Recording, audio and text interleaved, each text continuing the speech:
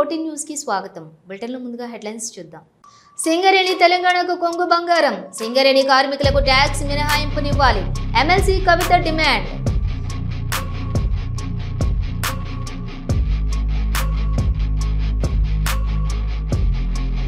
రాష్ట్ర ఆర్థిక పరిస్థితిని వైసీపీ ప్రభుత్వం పూర్తిగా నాశనం చేసింది. గత ప్రభుత్వంపై మంత్రి నిమ్మల రామానాయుడు విమర్శలు.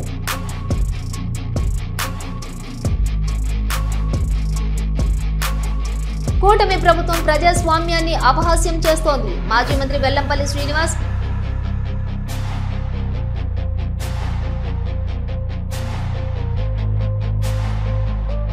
ఉమ్మడి వరంగల్ జిల్లా సాగునీళ్ల గోస తీరనుంది. దేవాదుల ప్రాజెక్టుపై సమీక్షా సమావేశం. పాల్గొన్న డిప్యూటీ సీఎం మరియు మంత్రులు.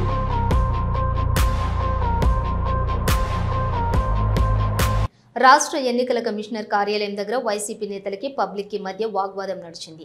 తమ సమస్యలపై ఆర్జీలు ఇవ్వడానికి ఎన్నికల కమిషనర్ కార్యాలయంలో క్యూలో ఉన్న వ్యక్తులను దాటిపోవడానికి ప్రయత్నించిన వైకాపా నాయకులను అడ్డుకున్నారు అక్కడి స్థానికులు. ఒకరితో ఒకరు వాగ్వాదానికి దిగడంతో వారికి నచ్చజెప్పి పంపించారు పోలీసులు.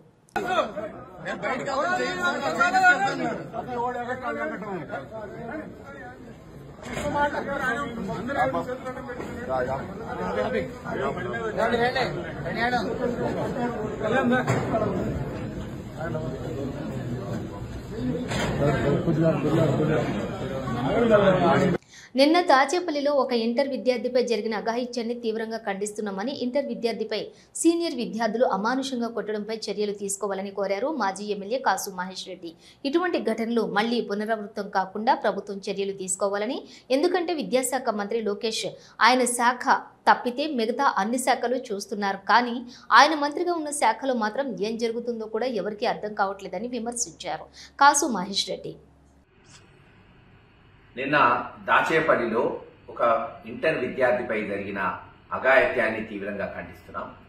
ఒక ఇంటర్ విద్యార్థిపై సీనియర్ విద్యార్థులు అమానుషంగా అతన్ని కొట్టడం, చివరికి ఎలక్ట్రికల్ షాక్ ఇచ్చారనే వదంతులు కూడా వస్తున్నాయి. ఇటువంటి ఘటన పునరావృతం కాకుండా ఈ ప్రభుత్వం చర్యలు చేపట్టాలి. ఎందుకంటే విద్యాశాఖ మంత్రి లోకేష్ గారు ఆయన శాఖ తప్పితే మిగతా అన్ని శాఖలు చూస్తున్నాడు. ఆ శాఖలో ఏం జరుగుతుందో ఎవరికి అర్థం కావట్లేదు. గతంలో చదువుకుంటున్న విద్యార్థులు చాలా మంది డ్రాప్ అవుట్ అవుతున్నారు. ఈరోజు స్కూళ్ళు ఆపేస్తున్నారు, డబ్బు లేక, లేదా సరైన సదుపాయాలు లేక. లేదు, ఇటువంటి ఘటనలు చూస్తుంటే పిల్లల తల్లిదండ్రులకి భయం వేస్తుంది. గురజాల పవిత్రమైన ప్రాంతం, గ్రామాలని పట్టణాలు చేశాం, తాగునీరు తీసుకొచ్చాం, మెడికల్ కాలేజీలు తీసుకొచ్చాం, హైవేలు నిర్మించాం, ఇల్లు లేని వాళ్ళకి పట్టాలు ఇచ్చాం. కానీ ఈ రోజున ప్యాకాట క్లబ్బులకి, గంజాయికి, లేదు అసాంఘిక కార్యక్రమాలకి, గ్రనైట్ స్మగ్లింగ్లకి ఏరులై పారుతుంది. ఈ రోజు మద్యం, ఇంటింటికి ఒక కుటీర పరిశ్రమ పెట్టారు. ఇటువంటి వాటికి అది మరి గురజాల ఈరోజు ప్రసిద్ధిగాంస్తుంది. దురదృష్టకరం. తక్షణమే చర్యలు చేపట్టాలి. అంతేకాదు, చాలా వదంతులు ఉన్నాయి ఆ కొట్టిన విద్యార్థుల మీద. వాళ్ళని తక్షణమే టెస్టులు చేయించి అసలు ఏం జరుగుతుంది గురజాలలో, ఎందుకంటే మనం వాళ్ళ పేర్లు ఎత్తటం కానీ వాళ్ళ కుటుంబాలకు హాని కలిగించటం కాదు. మరొకసారి ఇటువంటి ఘటనలు పునరావృతం కాకుండా యాక్షన్ తీసుకోవాలి పోలీసులు. కేవలం ఏదో ఇది ప్రేమ కథనో ఇంకో దాని వల్ల ఘటన జరిగిందనో చేతులు దులుపుకుంటే కుదరదు.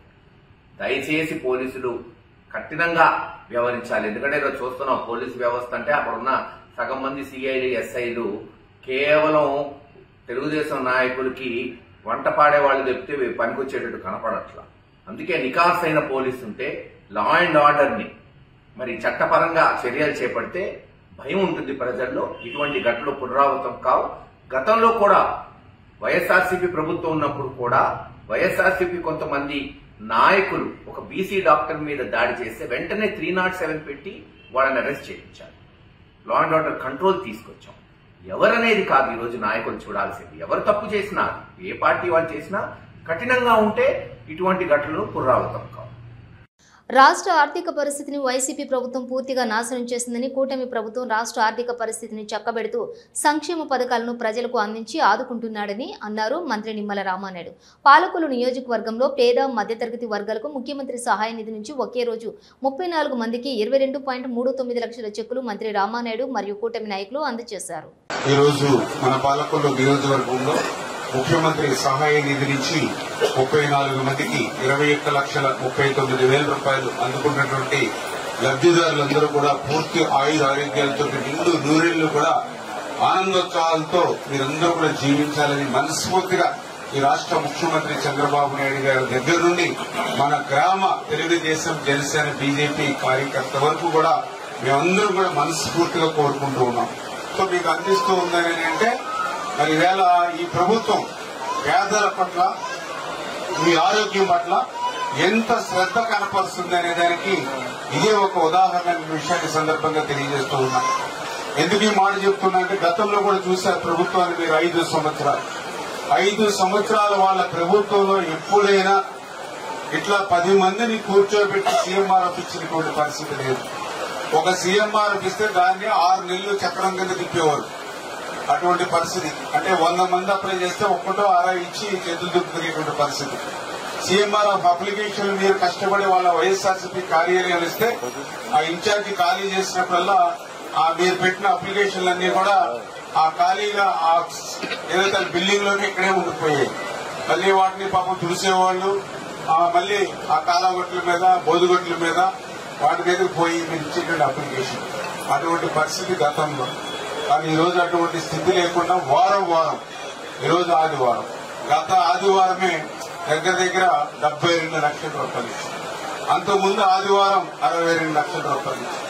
ఇట్లా ప్రతి వారము కూడా 30 మందికి 50 మందికి 70 మందికి 80 మందికి లక్షల రూపాయలు ఈవేళ ముఖ్యమంత్రి సహాయ నిధి నుంచి ఇస్తూ ఉన్నామని అంటే ఈవేళ మీరందరూ కూడా గుర్తుపెట్టుకోవాలి. ఎందుకంటే ఈవేళ ఆర్థిక పరిస్థితి కూడా సహకరించినటువంటి స్థితిలో నిజంగా 2014-19లో మన ప్రభుత్వం ఉంది. 19లో ప్రభుత్వం కంటిన్యూ అయ్యి ఉంటే మనకి తిప్పలు ఉండేవి కాదు. కానీ 19-24లో ఒక రాక్షస ప్రభుత్వం వచ్చింది, ఒక నియంత్రణతో ప్రభుత్వం వచ్చింది, నిరంకుశతో ప్రభుత్వం వచ్చింది. రాష్ట్ర ఆర్థిక పరిస్థితి అంతా కూడా ఊడ్చేశారు మొత్తం అంతా కూడా. ఒక ఖాళీ చిల్లుకుందని మనకు అప్పచెప్పారు. అటువంటి స్థితిలో కూడా ఇంత పెద్ద ఎత్తున ఈ ప్రభుత్వం మీకు సాయం అందిస్తుంది అని అంటే గత 5 సంవత్సరాల్లో ఒక్క ఛాన్స్ అధికారంలోకి వచ్చినటువంటి వ్యక్తి అది ఏ మాత్రం సాయం మీకు అందించకపోయి ఈరోజు గ్రామాన వాటిని ఈ ప్రభుత్వం మీకు సాయం చేస్తుంది అంటే సాయం అందుకునేటువంటి ప్రతి ఒక్కరూ కూడా 10 మందికి 100 మందికి 1000 మందికి మీరు చెప్పి ఈ ప్రభుత్వాన్ని ఆశీర్వదిస్తే ఇంకొక 100 మందికి ఇంకొక 1000 మందికి ఇంకొక 1,00,000 మందికి ఇంకొక 1,00,00,000 మందికి ఈ ప్రభుత్వం ద్వారా సాయం అందుతుంది. ఆ రకంగా మీరందరూ కూడా ఈ ప్రభుత్వానికి ఎప్పుడు కూడా తోడ్పాటును అందించాలని చెప్పి తెలియజేసుకుంటూ ఈరోజు మన నియోజకవర్గం ఉన్నది ఇప్పుడే చూస్తే 6,9,00,00,000 రూపాయలు ఈ మొదటి సంవత్సర కాలంలోనే ముఖ్యమంత్రి సహాయ నిధి నుంచి ఇప్పటి వరకు సంవత్సర కాలంలోనే మీరు సాయం అందించారు. మొదటి సంవత్సరమే 6,9,00,000 రూపాయలు. గత 5 సంవత్సరాల పాలనలో ఇందులో 5% కూడా ఇవ్వాలి. 5 సంవత్సరాల్లో 5% కూడా ఇవ్వాలి. ఆ ప్రభుత్వానికి ఈ ప్రభుత్వానికి ఉన్న తేడా ఏంటనేది ఇదే మీకు ఉదాహరణ. ఈవేళ మీకు ఒక గ్యారంటీ ఉంది, ఒక భరోసా ఉంది. ఒక ఆసుపత్రికి వెళ్లి మనం వైద్యం చేయించుకుంటే అందులో బిల్లులు పెట్టుకుంటే మనకు మళ్ళీ ఎంతో కొంత మళ్ళీ మన కుటుంబానికి ఆధారంగా ఉంటుందనేటువంటి ఒక భరోసా ఈ రోజు మీకు రావడం జరిగింది. ఈవేళ మీరు 10,000, 1,00,000 రూపాయలు, 5 లక్షలు, 10 లక్షలు తీసుకోవచ్చు. మరి గతంలో అవన్నీ కూడా అప్పుల కింద ఉండిపోయి దయవించి మీరు అందరూ కూడా అర్థం చేసుకుని ఈ ప్రభుత్వాన్ని ఇంత సాయం అందిస్తున్నటువంటి ఈ ప్రభుత్వాన్ని మన చంద్రబాబు నాయుడు గారిని, పవన్ కళ్యాణ్ గారిని, వీరిద్దరికీ అండగా ఉన్నటువంటి నరేంద్ర మోడీ గారికి మీరందరూ కూడా ఎప్పుడు కూడా కృతజ్ఞతగా ఉండాలని చెప్పి మీ ద్వారా అందరికీ కూడా తెలియజేస్తున్నాను. డోన్ పట్టణంలోని ఆగస్టు 13న నిర్వహించబడనున్నటువంటి రైతు సంబర సభ ఏర్పాట్లపై డోన్ మార్కెట్ యార్డ్లోని రైతులు మరియు సంబంధిత అధికారులతో డోన్ శాసనసభ్యులు కోట్ల జయసూర్యప్రకాష్ రెడ్డి సమావేశం నిర్వహించారు. అనంతరం సభా ప్రాంగణంలోని పార్కింగ్, భోజన సదుపాయాలు మరియు ఇతర సౌకర్యాలపై ప్రత్యక్షంగా పరిశీలన జరిపి సమగ్ర ఏర్పాట్లు ఉండేలా సూచనలు అందించారు.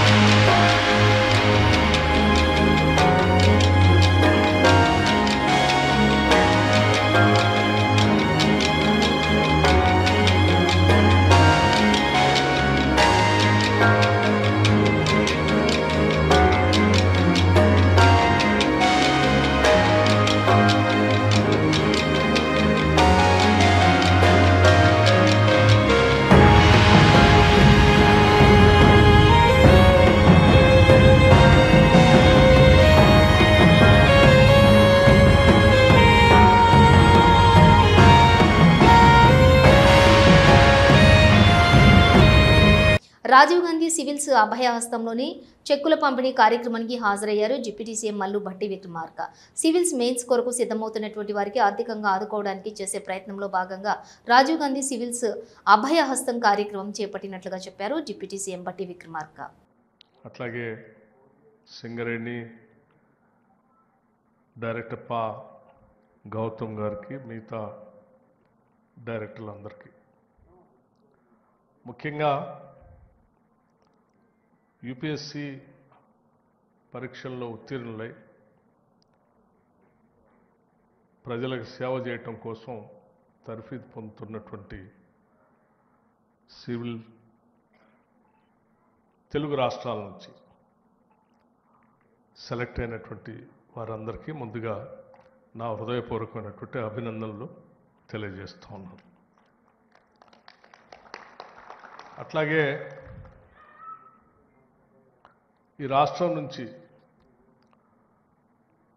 సివిల్ సర్వెంట్గా సెలెక్ట్ పనిచేయటానికి యూపీఎస్సీ పరీక్షకు ప్రిపేర్ అయి తద్వారా ఈ సమాజానికి సేవ చేయాలనేటువంటి ఆలోచనతో తయారయ్యి ఈరోజు పరీక్షకి సిద్ధమవుతున్నటువంటి 178 మంది మీ అందరికి కూడా నా హృదయపూర్వకమైనటువంటి అభినందనలే కాకుండా మీరంతా విజయం సాధించాలని మనస్ఫూర్తిగా రాష్ట్ర ప్రభుత్వం నుంచి ప్రగాఢంగా కోరుకుంటున్నాను. మానవ వనరులు చాలా అతి ముఖ్యమైనటువంటి మన రాష్ట్రానికి హ్యూమన్ రిసోర్స్ అత్యంత బలమైనది, పెట్టుబడి కూడా. ఇటువంటి హ్యూమన్ రిసోర్స్ని ప్రాపర్గా ప్లాన్ చేసుకొని తర్ఫీదు ఇప్పించి సానబట్టిన వజ్రాల్లాగా తయారు చేస్తే ఈ రాష్ట్రానికి పెద్ద ఎత్తున ఉపయోగపడతారనేటువంటి ఆలోచనతోనే ఈరోజు రాష్ట్ర ముఖ్యమంత్రి రేవంత్ రెడ్డి గారి నాయకత్వంలో ఉన్నటువంటి ప్రజాప్రభుత్వం ఇందిరమ్మ రాజ్యం ఆలోచన చేసి దేశంలోనే అత్యున్నతమైనటువంటి యూపీఎస్సీకి ప్రిపేర్ అవుతున్నటువంటి తెలంగాణ విద్యార్థులకి ఎంతో కొంత మనం ఆర్థిక సహాయాన్ని అందించగలిగితే వారు ఎంచుకున్న లక్ష్యాన్ని చేరుకోవటానికి మనం కూడా కొంత సహాయం చేసినట్టుగా ఉంటుంది. మనం చేసే సహాయమే మొత్తం సహాయం కాకపోయినప్పటికీ కొంత మనోధైర్యాన్ని, కొంత ఉపశమనాన్ని కలిగించడానికి ఉపయోగం ఉంటుంది. కాబట్టి తప్పనిసరిగా మన రాష్ట్ర తరఫున చేయాలన్నటువంటి ఆలోచనతోనే Rajiv Gandhi civil Abhayahastam, civil services Abhayahastam అని ఓ పథకాన్ని తీసుకొని జనసేన కేంద్ర కార్యాలయంలోని హెలీప్యాడ్కి తెలంగాణ మంత్రులు చేరుకున్నారు. ఓ ప్రైవేట్ కార్యక్రమం నిమిత్తం మంగళగిరి విచ్చేసిన తెలంగాణ రాష్ట్ర ఉప ముఖ్యమంత్రి మరియు మంత్రులకు ఆంధ్రప్రదేశ్ డిప్యూటీ సీఎం పవన్ కళ్యాణ్ తరపున స్వాగతం పలికారు ప్రభుత్వ విప్పు పిడుగు హరిప్రసాద్ మరియు జనసేన పార్టీ నాయకులు.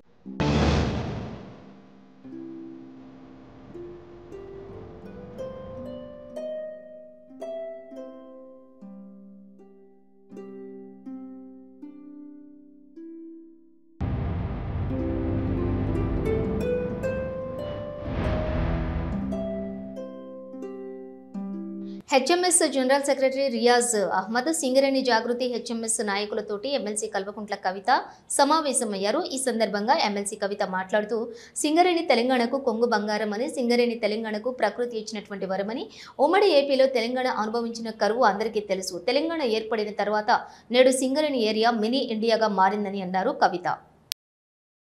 మరి మీ అందరికీ తెలుసు, ఒక్కొక్క సింగరేణి కార్మికుడు యావరేజ్గా దాదాపుగా ఒక 6 టన్నుల బొగ్గును ఉత్పత్తి చేస్తాడు ప్రతిరోజు. మోడీ గారి లెక్కలు అంటేనేమో టన్నుకు 25,000 రూపాయలు. కానీ మోడీ లెక్కలు కాదు, మనం మామూలు లెక్కలు తీసుకున్నా కూడా టన్నుకు 5,000 పట్టుకున్నా కూడా ఒక్కొక్క కార్మికుడు సింగరేణిలో రోజుకు 30,000 రూపాయలు సంపాదించి తెలంగాణకు ఉల్టా ఇచ్చేటటువంటి పరిస్థితి ఉంటుంది. అంటే సింగరేణి కార్మికుడి చెమటతో తడిచినటువంటి ఆ బొగ్గుకు అంత విలువ ఉన్నది. కానీ సింగరేణి కార్మికులకు మనం ఇచ్చేది చాలా తక్కువనే ఉంటుంది. ఇక మోడీ గారు ఏం చేసిండ్రు, ఇచ్చేటటువంటి జీతం మీద ఇన్కమ్ ట్యాక్స్ 10-15 ఏళ్ళ నుంచి అడుగుతున్నాం ఇన్కమ్ ట్యాక్స్ రద్దు చేయాలని. ఇంకా కొత్తగా ఆయన పర్కులు కొత్తగా ఇస్తారు. ఆ పర్కులన్నిటి మీద కూడా వాళ్ళు ఇన్కమ్ ట్యాక్స్ వేయడంతో చాలా అదనంగా భారం పడుతుంది. నేను భారతీయ జనతా పార్టీని డిమాండ్ చేస్తూ ఉన్నా, సింగరేణిలో ఎంప్లాయీస్కి వచ్చేటటువంటి పర్క్స్ ఏవైతే ఉంటాయో వాటి మీద ఇన్కమ్ ట్యాక్స్ తక్షణమే రద్దు చేయాలి. ఇతర పిఎస్యూస్లో ఎక్కడన్నా ఇన్కమ్ ట్యాక్స్ పర్క్స్ మీద వేసినటువంటి ఇన్కమ్ ట్యాక్స్ను రియంబర్స్మెంట్ ఇస్తున్నారు. ఒక్క మన సింగరేణిలనే కార్మికులకు రియంబర్స్మెంట్ ఇస్తలేరు. ఆ రియంబర్స్మెంట్ ఇవ్వవలసిందిగా కూడా నేను ప్రభుత్వాన్ని డిమాండ్ చేస్తున్నా. వాటి కోసం ఖచ్చితంగా పోరాటం కూడా చేస్తాం. కోదాడ మండలం రెడ్లగుంటలోని ఎంజీఎన్ఆర్ఈజీఎస్ నిధులు 20 లక్షలతో నిర్మాణం చేసినటువంటి గ్రామ పంచాయతీ భవనం ప్రారంభోత్సవం చేశారు కోదాడ ఎమ్మెల్యే పద్మావతి రెడ్డి.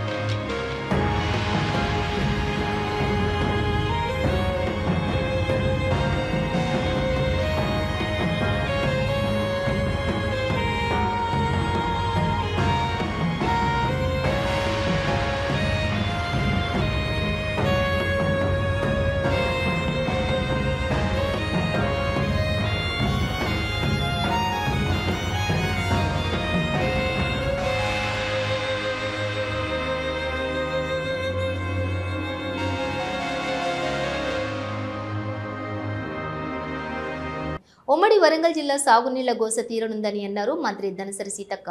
దేవాదుల ప్రాజెక్టును పూర్తి స్థాయిలో అందుబాటులోకి తెచ్చి పచ్చని పంటలకు పురుడు పోసేలా సంకల్పాన్ని ఈ ప్రజాప్రభుత్వం భుజానికెత్తుకుని ముందుకు సాగుతోందన్నారు సీతక్క. దేవాదుల ప్రాజెక్టుపై సమీక్ష సమావేశంలో సీతక్కతో పాటు డిప్యూటీ ముఖ్యమంత్రి మల్లు బట్టి విక్రమార్క, మంత్రులు ఉత్తమ్ కుమార్ రెడ్డి, కోమటిరెడ్డి వెంకటరెడ్డి, వాకిటి శ్రీహరి, పొంగిరెడ్డి శ్రీనివాసరావుతో పాటుగా ఉమ్మడి వరంగల్ జిల్లా ప్రజాప్రతినిధులు పాల్గొన్నారు.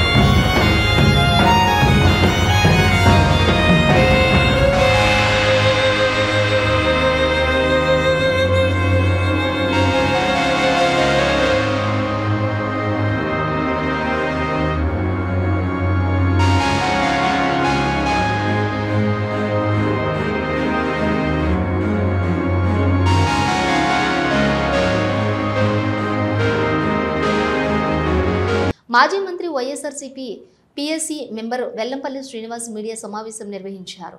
కూటమి ప్రభుత్వం ప్రజాస్వామ్యాన్ని అపహాస్యం చేస్తున్నారని, అధికారాన్ని అడ్డుపెట్టుకుని రౌడీయిజం చేస్తూ జెడ్పీటీసీ ఉప ఎన్నికలలో గెలవాలని చూస్తుందని విమర్శించారు. వెల్లంపల్లి ప్రజాస్వామ్యాన్ని అపహాస్యం చేసే విధంగా ప్రశాంతమైన వాతావరణంలో జరగాల్సిన ఎన్నికల్ని రౌడీయిజం ద్వారా ఉన్న అధికారాన్ని అడ్డం పెట్టుకొని అధికారాల ద్వారా ప్రతిపక్ష పార్టీని ఏదైతే వైఎస్ఆర్సీపీ పార్టీ నాయకుల్ని కేసులు పెట్టే విధంగా 10,000 ఓట్లు జరగాల్సిన పోలింగ్లో 100 మంది మీద బైండ్ ఓవర్ కేసులు పెట్టి రేపు ఎన్నికల్లో వీళ్ళెవరూ కూడా పార్టిసిపేట్ చేయకుండా, అంటే ఎన్నికల్లో బూత్ ఏజెంట్లుగా కావచ్చు, పార్టిసిపేట్ చేయకుండా వాళ్ళని బయటికి రానివ్వకుండా చేసే విధంగా అరాచకంగా చేస్తున్న కార్యక్రమాలు మనం చూస్తున్నాం. గత వారం రోజుల నుంచి చూసుకుంటే గనక పులివెందులు అనేది ఒక ప్రశాంతమైన వాతావరణంలో స్వర్గీయ వైఎస్ రాజశేఖర రెడ్డి గారి దగ్గర నుంచి ఈరోజు జగన్మోహన్ రెడ్డి గారి వరకు కూడా అభివృద్ధి అంటే పులివెందులు అనే విధంగా దాన్ని అభివృద్ధి చేశారు. అటువంటి పులివెందుల్లో చంద్రబాబు నాయుడికి, తెలుగుదేశం పార్టీకి ఎక్కడ కూడా స్థావరం లేదని తెలిసి ఈరోజు అధికారాన్ని అడ్డం పెట్టుకొని పులివెందుల్లోని ప్రశాంత వాతావరణాన్ని పక్కన పెట్టి అక్కడ అరాచకవాదుల్లాగా ఒక సందుకు ఒక మంత్రి, 10 ఇళ్లకు ఒక ఎమ్మెల్యే, ప్రతి ఇంటికి ఒక కార్యకర్తను పెట్టి మన టీడీపీ నాయకులు చాలా బలవంతంగా ప్రజలను అక్కడ ఇబ్బందికరం ఉండే పరిస్థితిలో ఎన్నికలు జరపాలని ప్రయత్నం చేస్తున్నారు. లోక్సభ ప్రతిపక్ష నాయకులు రాహుల్ గాంధీ, ఏఐసీసీ అధ్యక్షులు మల్లికార్జున ఖర్గే, ప్రియాంక గాంధీ ప్రతిపక్ష ఎంపీల అప్రజాస్వామిక అరెస్ట్ను తీవ్రంగా ఖండిస్తున్నామని అన్నారు మంత్రి పొన్నం ప్రభాకర్. దేశవ్యాప్తంగా భారత్ జోడో నఫరత్ ఛోడో ప్రజాస్వామ్యాన్ని, రాజ్యాంగాన్ని కాపాడాలని పోరాటం చేస్తున్న రాహుల్ గాంధీ ఓట్ల చోరీపై పోరాటం చేస్తున్నారు. శాంతియుత ర్యాలీ ద్వారా ఈసీకి వినతి పత్రం సమర్పించాలని భావించిన మా నాయకులను అరెస్ట్ చేయడం సరికాదు. దీనికి బీజేపీ ప్రభుత్వం మూల్యం చెల్లించుకోక తప్పదు అని అన్నారు మంత్రి పొన్నం. దేశంలో ప్రజాస్వామ్యాన్ని కాపాడడానికి ఇప్పటికే జై బాపు, జై భీమ్, జై సంవిధాన్ పేరు మీద దేశవ్యాప్తంగా భారత్ జోడో నఫరత్ చోడో ప్రజాస్వామ్యాన్ని, రాజ్యాంగాన్ని కాపాడాలని పోరాటం చేస్తున్న రాహుల్ గాంధీ గారు ఓటు చోరీ మీద, ఓట్లకు సంబంధించిన ఓటర్ లిస్టు అవకతవకల మీద ఒక ఆటం బాంబులాగా వాస్తవాలను పేలిస్తే జీర్ణించుకోలేని బీజేపీ దాన్ని నిరసన చెప్పేటువంటి అవకాశాన్ని కూడా కాలరాస్తూ రాహుల్ గాంధీ గారిని, ప్రియాంక గాంధీ గారిని, ఖార్గే గారిని, మిగతా విపక్ష ఎంపీలను అరెస్ట్ చేయడాన్ని తీవ్రంగా ఖండిస్తూ ఉన్నాం. ఇది అప్రజాస్వామికమైనటువంటి చర్య. దీనివల్ల ప్రజాస్వామ్యానికి తప్ప ఈరోజు దేశంలో ఎటుపోతుందో అనేటువంటి ఒక ప్రశ్న ఉత్పన్నం అవుతున్నటువంటి పరిస్థితి వల్ల. కాబట్టి వెంటనే వాళ్ళందరినీ విడుదల చేయడంతో పాటుగా నిరసన చెప్పుకునే హక్కును, లేదా రాహుల్ గాంధీ గారు లేవనెత్తిన అంశాల మీద సరిదిద్దుకునేటువంటి కార్యక్రమం చేపట్టాలి తప్ప అణిచివేత, ప్రజాస్వామ్యానికి విఘాతం కల్పించే పనులు చేయడం ద్వారా గొప్పగా మేమేదో విజయాన్ని సాధించడం అనుకుని రాక్షసానందం పొందడం సరికాదు అమిత్ షా, నరేంద్ర మోడీలకు, బీజేపీ ప్రభుత్వానికి అని సందర్భంగా హెచ్చరిక చేస్తా ఉన్నాం. జనసేన జనవాణి కార్యక్రమంలో భాగంగా ఈ రోజు మంగళగిరిలో జనసేన పార్టీ కేంద్ర కార్యాలయం నందు వివిధ ప్రాంతాల నుంచి వచ్చిన వారి సమస్యలను తెలుసుకుని వారి దగ్గర నుండి నేరుగా ఆర్జీలు స్వీకరించారు ఉంగుటూరు ఎమ్మెల్యే పచ్చమట్ల ధర్మరాజు. ఈ సందర్భంగా వినతుల రూపంలోని ఎమ్మెల్యే ధర్మరాజు దృష్టికి పలువురు తీసుకువస్తున్నటువంటి సమస్యలపై ఎమ్మెల్యే స్పందించి తీసుకున్న ఆర్జీలను పరిశీలించి సంబంధిత అధికారులతో మాట్లాడి సమస్యలను పరిష్కరిస్తామని వారికి హామీ ఇచ్చారు.